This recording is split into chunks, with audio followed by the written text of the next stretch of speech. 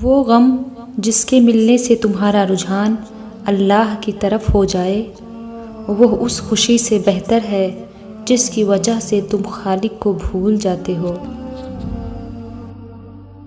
درخت جتنا اونچا ہوگا اس کا سایہ اتنا ہی کم ہوگا، اس لیے اونچا بننے کی بجائے بڑا بننے کی کوشش کرو۔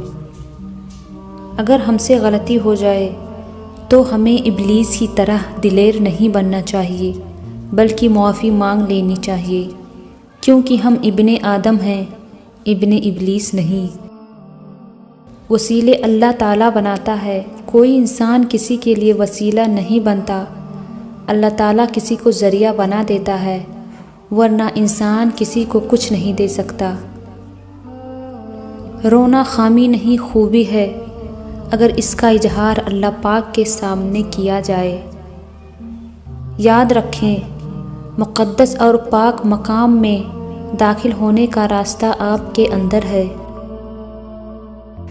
جب انسان کی آنکھوں سے آنسو بہتے ہیں تو اس پر رب کی رحمت برستی ہے۔ حق بات کی پہلی نشانی یہ ہے کہ اس کی مخالفت ہوتی ہے، جس کی کوئی مخالفت نہیں وہ قطعاً حق نہیں۔ تمہاری روح کے لیے اس سے بڑھ کر کوئی مرض نہیں کہ تم خود کو کامل سمجھنے لگو۔